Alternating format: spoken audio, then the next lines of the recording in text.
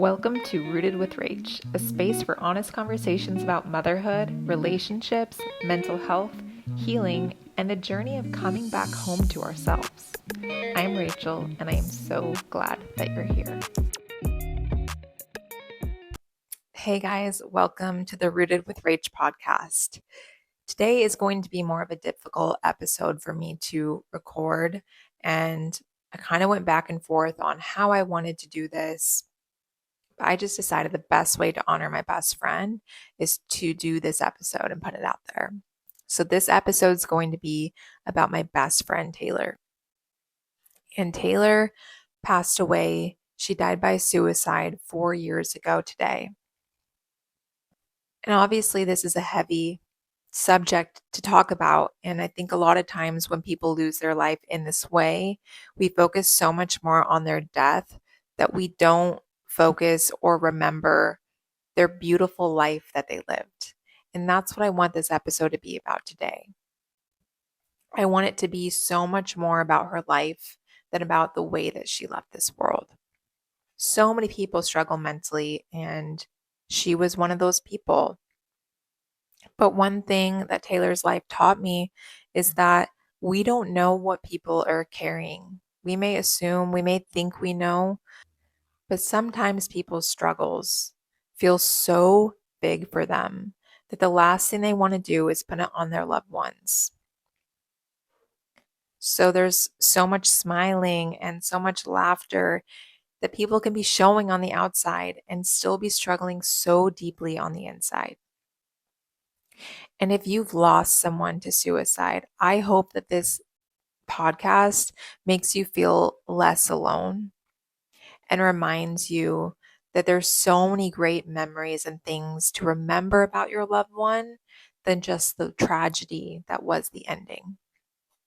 And if you came here to learn about Taylor, I hope that you end this episode knowing just how much she's loved and why I'm still talking about her 4 years later, and I will continue to for the rest of my life. And I hope you know that you are just as loved too, and you matter.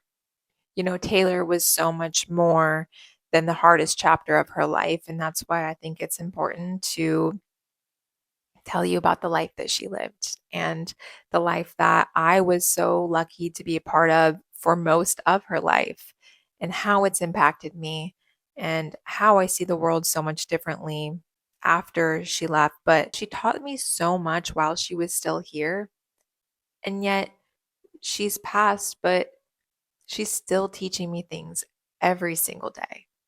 You know, Taylor and I have been friends since kindergarten. We kind of would laugh looking back because if you look at our school pictures, we had these awful bowl cuts that our moms clearly thought were cute. I guess that they were in then, but they were something. And we became friends in kindergarten, and I know throughout elementary became really close. Taylor was really into horses. She had a horse. I remember she had a horse named Tink. That was one that I specifically remember. And she would keep them at a friend's house. So that also had horses. And so I remember going there and getting to ride. And that was my first experience with that. And she loved it. She was a part of 4-H. She was an animal lover, obsessed with dogs, especially wiener dogs, absolutely obsessed. And of course, I see wiener dogs all the time now, and I know it's because of her. But she just such a lover of so many things. Honestly, there's just way too many memories, and I'm thankful for that. It's so hard to narrow them down of my favorites. There's some that stick out that are hilarious. You know, we grew up in the 90s. Luckily, social media wasn't really a thing until we hit high school, and then came MySpace. But I know in middle school, we would make our own music videos to Backstreet Boys in her room when we'd have slumber parties, and it's just so funny. I wish I still had access to them because they were absolutely hilarious, but also thankful that they never made it to the internet at the same time. Um, I'll never forget, like in middle school, Pink and Black were the coolest colors. And Taylor was painting her room. And I think she had like a black and white checkered portion, if I remember right. And she was painting it pink and black, and we were painting her ceiling black. I'm pretty sure. And I had never painted anything in my entire life. And I remember being at her house and she's like, "We're going to paint my room. So here's a brush. Let's start painting the ceiling." I'm like, what am I doing? So I'm painting it, having no idea what I'm doing. And all of a sudden, this paint just starts dripping down like on my face, getting in my eyes. And she's just laughing. And I just, of course, was laughing too. No idea what I was doing, but it definitely sticks out in my mind. And that is just a small glimpse into what childhood was like with her. Always laughing, always laughing. And going in through middle school and high school, we were really close. And there would be times throughout the years maybe we wouldn't be as close, but I would really say we really became best friends towards the end of middle school and into high school. And Taylor was very competitive in like a really good way.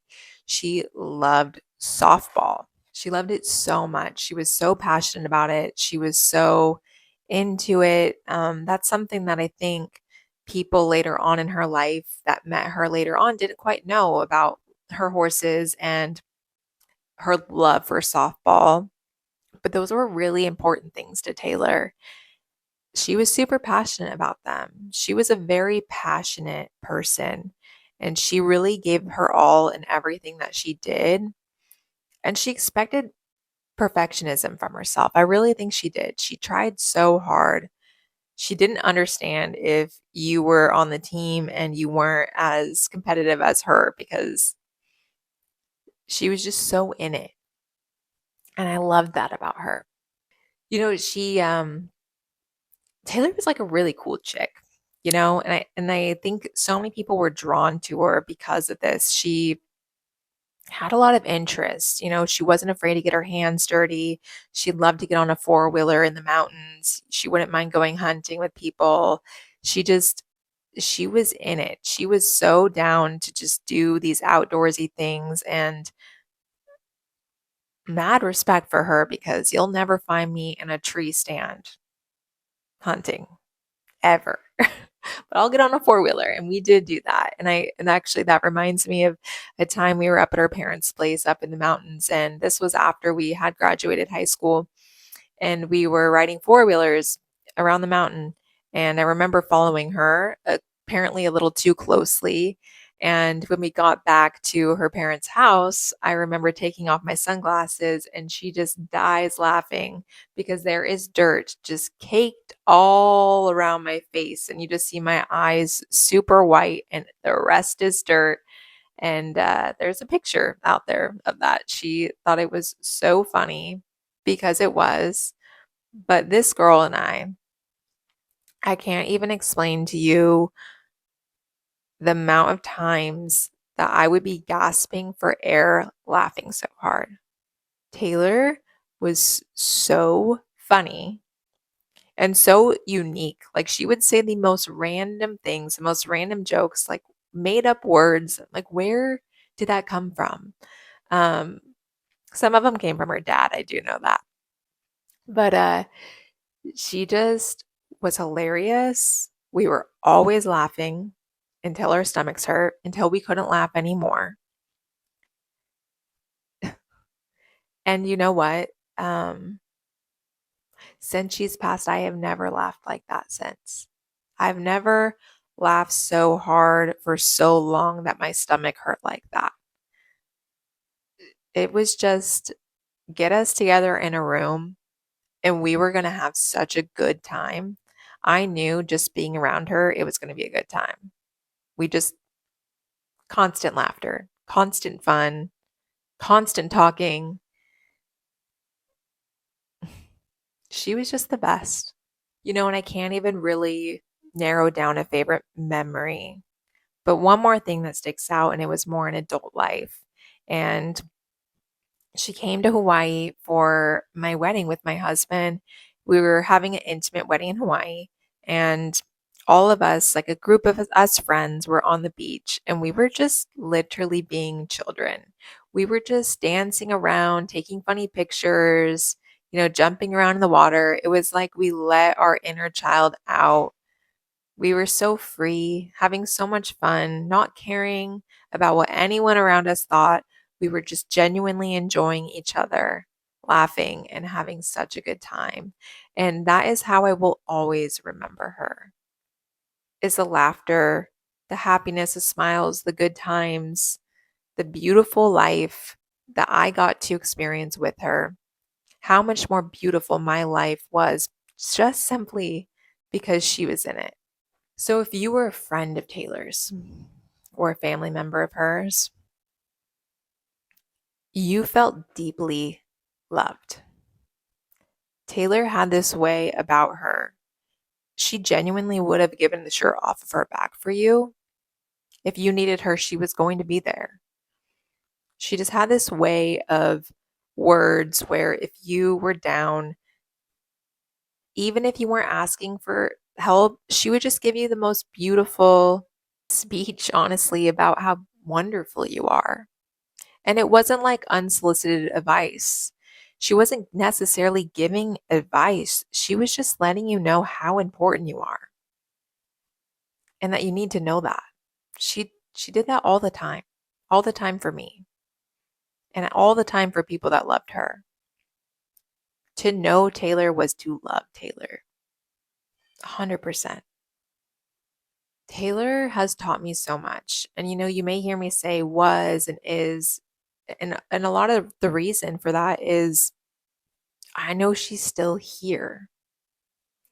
So when I say was, I guess I'm talking about in our physical lifetime together. But when I say is, it's because she's still here, just not in the same capacity. And she's made this very, very clear to me. Taylor has taught me that there is more after we die. I didn't 100% know what my beliefs were. I wanted to believe in something greater. But once she passed, she's made it so evident and clear to me that there's more, that I have zero doubts. Zero doubts now. I know there's something greater than me. I know there's an afterlife. I know I will see her again. I know it. But I also know that she's all around me all the time too. And I'll explain that a little bit more. But I just wanted to get into the day that I found out that she was gone. So I'm sitting at home. This was my first house with my husband, and our son was a year and a half years old. My husband's at work. I'm sitting on the floor with my son, and I'm on the phone with my mom. We talked on the phone all the time before she ended up moving in with us. And I'm on the phone with my mom, and I see Taylor's mom calling me. And for instance, I'm like, oh, I'll just call her back. But then I thought, no, I have to answer this. Taylor's mom doesn't call me. And so I don't even think I told my mom that it was her mom calling me. I just said, I got to call you back. And I answer the phone, and it's her mom, and she's crying. And she told me that Taylor has passed away.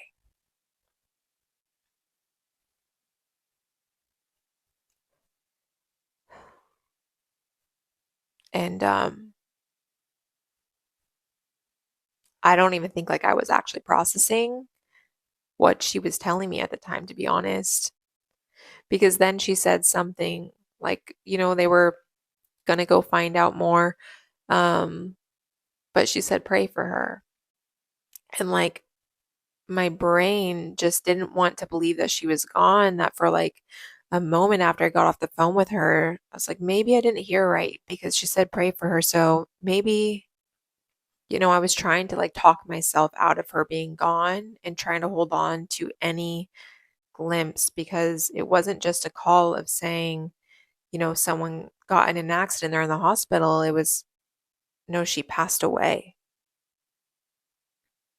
It was so definite. It was so final. It was so, there's nothing I can do. And I remember calling my mom back and then calling my husband. And, he got off work as soon as he could. And we decided to drive to my parents' house a couple hours away and just be there in my childhood home, be there in the town that I grew up with her in. This is where Taylor really came in for me. I went into my bedroom, my childhood room, and, Taylor had gotten married the year prior, and she had these beautiful solar lights. They were in these mason jars with a solar light on the top and just little twinkle lights inside. And she had given extras to me and extras to give to my mom. She had so many from her wedding, so she was just kind of handing them out to us. And my mom, after getting them from her the year prior, had put one in my childhood room. And it's sitting on the desk.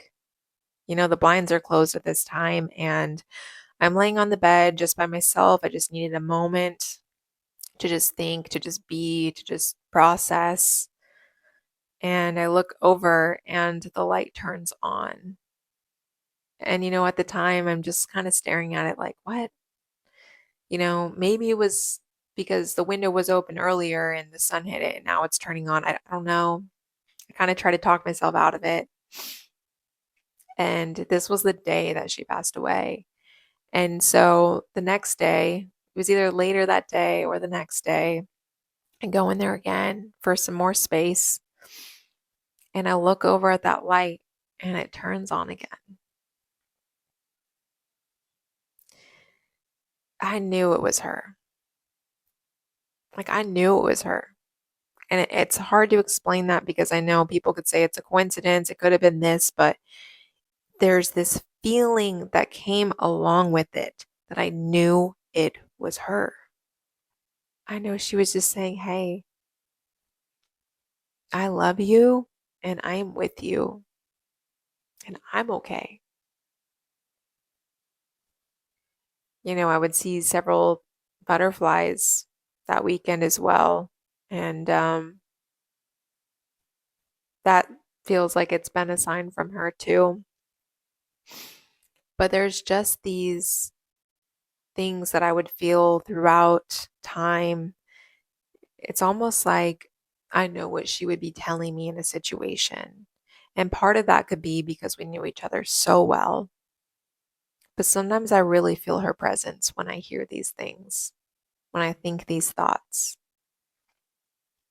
Sometimes I can be alone but not feel alone. And I genuinely know it's because she's with us. I just know. It's just a knowing that I didn't have before that I have since she's passed away. She's opened my eyes to so much more in life. And I wish this wasn't the way that I had to learn it though. But I'm thankful for everything she does for me still to this day. So the first year of grief was really hard. There was so much numbness, when they say the different stages of grief, and here I am with a 1.5-year-old. I'm trying to be present, but it's so hard. At the same time, him and my husband were who got me through this. But there was so much numbness, and that they say typically anger is a common emotion when someone's passed. I could not find myself to be angry at my best friend, though. I really couldn't. There was just so much and is so much love there that I can't be mad at her. And I really haven't been. There's just love for her and more compassion for her. And we had that great friendship. We told each other we loved each other all the time. We would root for each other. We would send long messages to each other explaining how important our friendship is and how much I love you and how much I'm here for you and you got this. We really championed each other all the time. Whenever we would get off of FaceTime, we would tell each other, I love you. You know, so anger just wasn't one for me. But there was guilt. There was guilt. And it's really hard if you've lost someone in this way because, especially if you were so close to them, it's so easy to think of the last interactions you had with them and what they might have been feeling at the time. And if you could have said something to change it. And ultimately, when you lose someone in this way, you cannot blame yourself. You cannot blame yourself. It is an illness of the mind. There are things that people are going to keep inside because they love you so much that they don't want you to have to feel anything close to what they're feeling. So I feel like little by little, she's been reminding me to let go of this guilt, that it was no one's fault. And I believe her. I do. And I love her so much that I cannot let myself live a life of feeling guilt over her passing.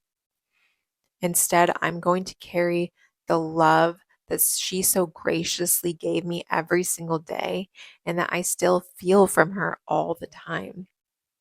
That's what I'm going to carry forward with me, but also a new insight on life, a new insight on mental health, a new found way to have more deeper conversations with people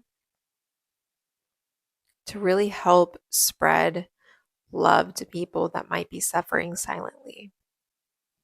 And that's because of her that I'm able to do that and able to hold space for that and able to have a new understanding of that.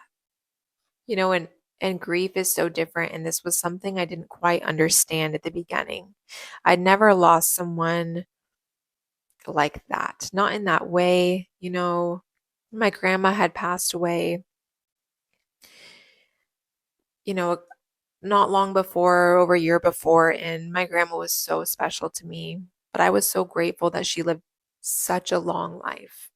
I knew she was ready to go home. With Taylor, though, I really learned that grief is not something you just get over. It's not something time just heals or takes away. It does get easier, though, because you learn to carry on in a different way. My life will never be the same. My life will never be what it was before Taylor passed away. My life is different now. I'm different now. And I move differently. I think differently. I love differently. I show up differently. And it's not all bad. I'm learning to move forward in this life with all of this love because, grief is just love. That grief you feel is because you love that person so much.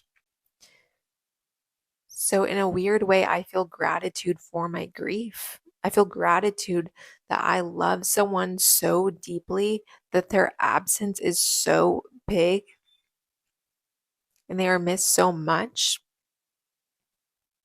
But I move forward every single day. And she still inspires me every single day. Now we're sitting here 4 years later, and my life has changed drastically. I've had another child. I have 2 kids now. I named my daughter after Taylor. Her middle name is Taylor. And my whole family moved across the country to Florida. I have been in this transition in my life where I'm really trying to come back home to myself and truly genuinely love myself for who I am. And, Taylor is the guiding light in all of this. My son refers to her as his guardian angel. I tell him that, you can talk to her anytime and she's watching over all of us. She loves all of us so much.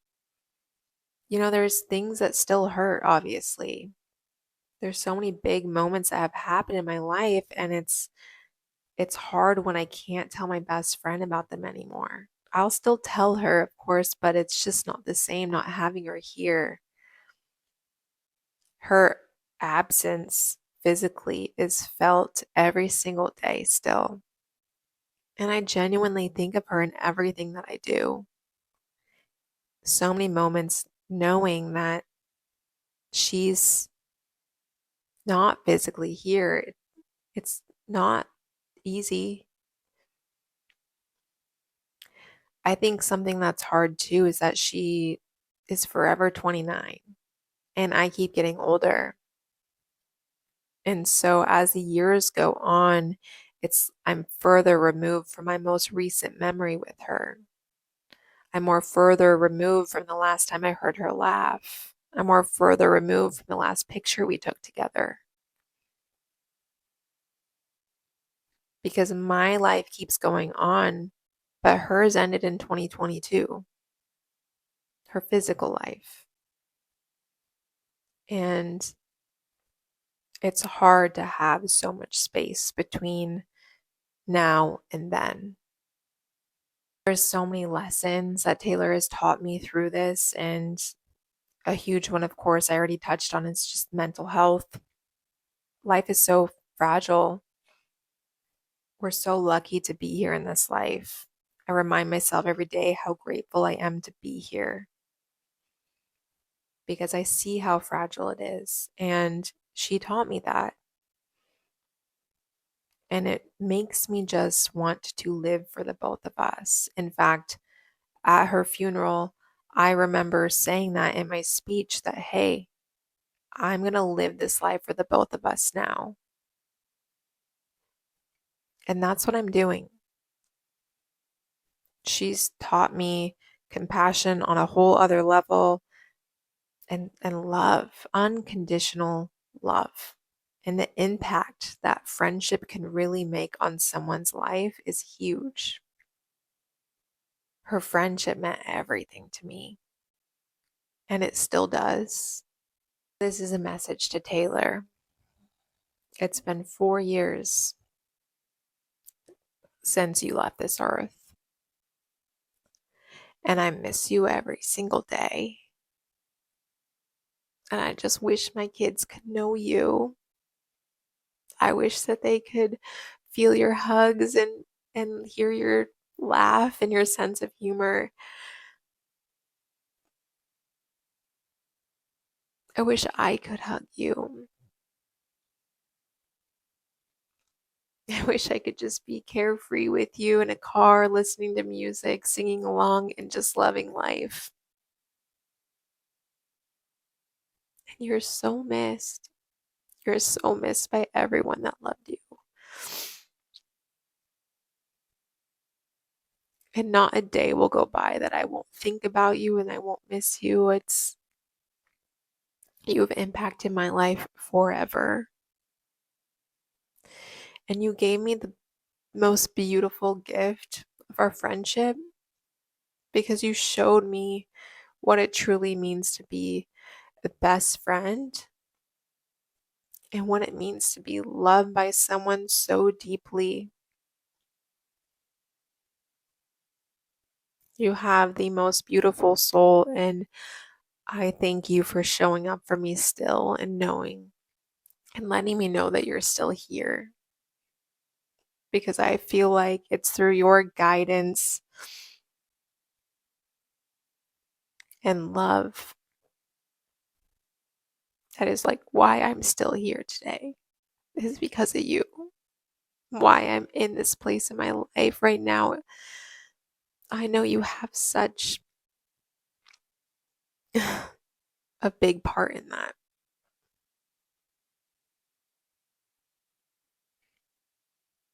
Thank you for being you. Thank you for loving me.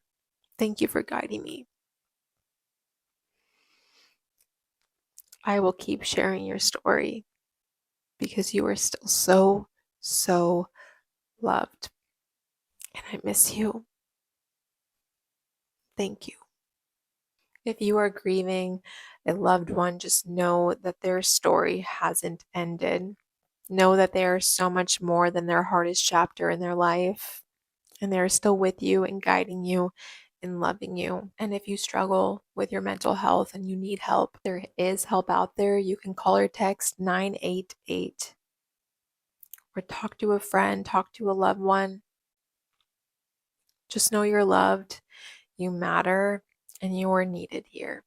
Thank you guys for being here. Thank you for listening to my story about Taylor. Thank you for giving me this space to be vulnerable and honest and share my feelings.